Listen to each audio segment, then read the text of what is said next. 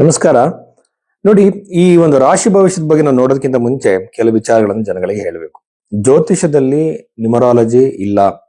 ನಿಮಗೆ ನಿಮ್ಮ mobile number change ಮಾಡ್ಕೊಳ್ಳುವಂತದ್ದು, ನೀವು ಈ ತರ ಕಲರ್ ಬಟ್ಟೆ ಹಾಕೋಬೇಕು ಅಂತ ಕಲರ್ ರೆಮಿಡಿಗಳು, ಅದ್ರ ಜೊತೆಯಲ್ಲಿ ಕಾಸ್ಟ್ಲಿ ಜೆಮ್ ಸ್ಟೋನ್ಗಳು, ಕಾಸ್ಟ್ಲಿ ಪೂಜೆಗಳು ಯಾವುದು ಜ್ಯೋತಿಷದಲ್ಲಿ ಇಲ್ಲ. ಅದೇ ತರ ನಿಮ್ಮ ಭವಿಷ್ಯವನ್ನು ಹೇಳಬೇಕು ಅಂದ್ರೆ ನಿಮ್ಮ ಲಗ್ನ, ನಿಮ್ಮ ಜಾತಕ ಮತ್ತು ನಿಮ್ಮ ಹಸ್ತರೇಖೆಗಳನ್ನ ಎರಡನ್ನೂ ಕಂಬೈನ್ ಮಾಡಬೇಕು. ಯಾಕೆಂತಂದ್ರೆ ನಮ್ಮ ಜಾತಕದಲ್ಲಿ ಹೇಗೆ ಗ್ರಹಗಳಿದೆಯೋ ಹಾಗೆ ಹಸ್ತದಲ್ಲೂ ಕೂಡ ಗ್ರಹಗಳಿದ್ದಾವೆ. ಆ ಗ್ರಹಗಳು ರಾಶಿಗಳು ಕೂಡ ಇದ್ದಾವೆ.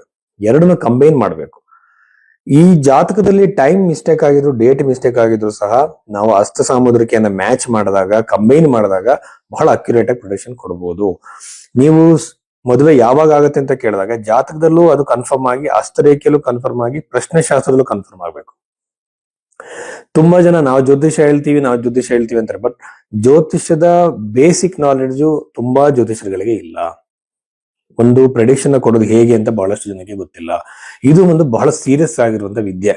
ಇಲ್ಲಿ ಬಂದು ಅನವಶ್ಯವಾಗಿ ಏನೇನೋ ಬಾಯಿಗೆ ಬಂದಂತೆಲ್ಲ ಮಾತಾಡಿ ಫೇಮಸ್ ಆಗಕ್ಕೆ ನೋಡ್ತಾರೆ. ಬಟ್ ಅದು ಜ್ಯೋತಿಷ ಆತರ ಬಹಳ ಸೀರಿಯಸ್ ಆಗಿರುವಂತ ವಿದ್ಯೆ. ಇದು ಹೇಗೆ ಆಧ್ಯಾತ್ಮಿಕ ವಿಚಾರಕ್ಕೆ ಕನೆಕ್ಟ್ ಮಾಡುವಂಥದ್ದು. ನಿಮ್ಮ ಜೀವನ ಯಾವ ಹಂತದಲ್ಲಿ ಹೋಗ್ತಾ ಇದೆ ಆಧ್ಯಾತ್ಮಿಕ ವಿಚಾರ ಕಂಡುಹಿಡಿಯೋದಕ್ಕೋಸ್ಕರ ಋಷಿಗಳು ಕಂಡುಹಿಡಿದಿರುವಂತಹ ಒಂದು ವಿದ್ಯೆ. ಸೊ ಹಾಗಾಗಿ ಈ ರೀತಿಯಲ್ಲಿ ಸೈಂಟಿಫಿಕ್ ಆಗಿ ನೋಡಿದಾಗ ಮಾತ್ರ ನಿಮ್ಮ ಪ್ರೆಡಿಕ್ಷನ್ ನಿಜ ಆಗುತ್ತೆ. ಸುಮ್ಮನೆ ರಾಶಿಯಿಂದ, ಸುಮ್ಮನೆ ನೀವು ಹುಟ್ಟಿರೋ ಡೇಟ್ ಇಂದ ಯಾವುದು ಗೊತ್ತಾಗಲ್ಲ. ಸೊ ಇದನ್ನ ತಿಳ್ಕೊಳ್ಳಿ. ಭೈರವಿ ಅಷ್ಟೋದಲ್ಲಿ ಈ ರೀತಿ ಹಸ್ತರೇಖೆ ಮತ್ತು ಜಾತಕ ಎರಡನ್ನು ಕಂಬೈನ್ ಮಾಡಿ ನೋಡೋದಕ್ಕೆ ನೀವು ಕನ್ಸಲ್ಟೇಷನ್ ಬುಕ್ ಮಾಡಿ. ಮಕರ ರಾಶಿ 2026 ಜುಲೈ ತಿಂಗಳ ಈ ವಾರದಲ್ಲಿ ಮಕರ ರಾಶಿಯಲ್ಲಿ ಜನಿಸಿದಂತವರ ಶುಭ ಅಶುಭ ಫಲಗಳನ್ನು ಏನು ಅಂತ ನೋಡೋಣ. ಮಕರ ರಾಶಿಯಿಂದ ಡೈರೆಕ್ಟ್ ಆಗಿ ಸಪ್ತಮ ಭಾವದಲ್ಲಿ ಗುರುಗ್ರಹ ಇರೋದ್ರಿಂದ ವಿವಾಹ ವಿಳಂಬ ಸರಿಯಾಗತ್ತೆ, ವಿವಾಹ ಆಗೋ ಸಾಧ್ಯತೆ, ಎಂಗೇಜ್ಮೆಂಟ್ ಆಗೋ ಸಾಧ್ಯತೆ, ನೀವು ಇಷ್ಟಪಟ್ಟಂತ ಸಂಬಂಧ ಬರುವಂತ ಸಾಧ್ಯತೆ, ಇದೇ ತರ ವ್ಯಕ್ತಿ ಬೇಕು ಅಂತ ನಿಮ್ಮ ಮನಸ್ಸಲ್ಲಿ ಇರುತ್ತೆ, ಅದೇ ತರದ ವ್ಯಕ್ತಿ ನಿಮ್ಮ ಜೀವನದಲ್ಲಿ ಪ್ರವೇಶ ಮಾಡುವಂತ ಸಾಧ್ಯತೆ ಮಕರ ರಾಶಿಯವರಿಗೆ ಅತಿ ಹೆಚ್ಚಾಗಿ ಇರುತ್ತೆ. ಹಾಗೇನೆ ಷಷ್ಠಾಧಿಪತಿ 7ನೇ ಮನೆಯಿಂದ ಮದುವೆ ಎಂಗೇಜ್ಮೆಂಟ್ ತನಕ ಬಂದು ಅಲ್ಲೆಲ್ಲ ಕಿರಿಕಿರಿಗಳು ಜಗಳಗಳು ಜಾಸ್ತಿ ಆಗುತ್ತೆ. ಸೊ ಹಾಗಾಗಿ ಕೇರ್ಫುಲ್ ಆಗಿರಿ ಆ ವಿಚಾರದಲ್ಲಿ. ಬಟ್ ಇದ್ರ ಜೊತೆಯಲ್ಲಿ ಸೆಕೆಂಡ್ ಮ್ಯಾರೇಜ್ಗೆ ಸಂಬಂಧಪಟ್ಟಂತೆ ಬಹಳ ಶುಭವಾಗಿದೆ.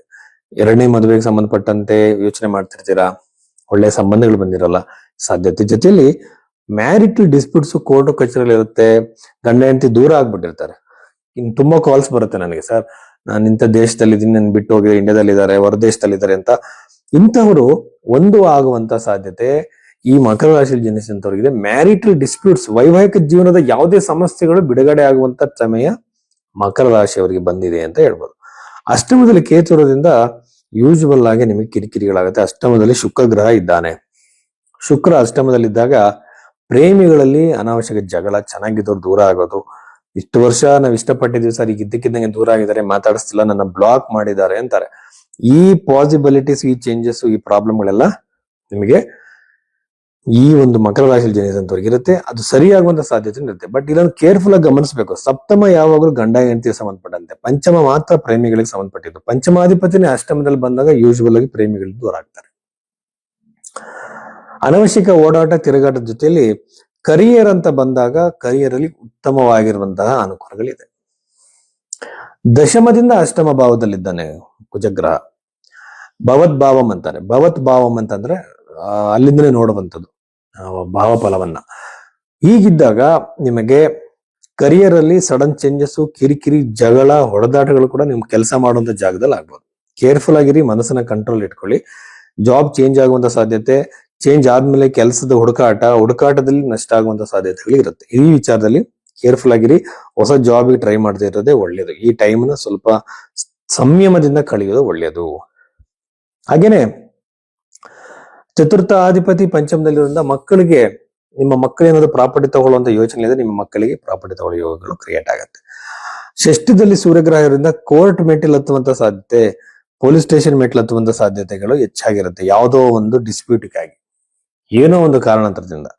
ಹಾಗಾಗಿ ಅಲ್ಲೂ ಕೂಡ ಸಂಯಮದಿಂದ ವರ್ತಿಸಬೇಕು. ಸಮಸ್ಯೆಗಳು ಬಂದಾಗ ಮನಸ್ಸನ್ನ ಗಟ್ಟಿ ಮಾಡ್ಕೊಂಡು ತಾಳ್ಮೆಯಿಂದ ಸರಿಪಡಿಸ್ಕೋಬೇಕು.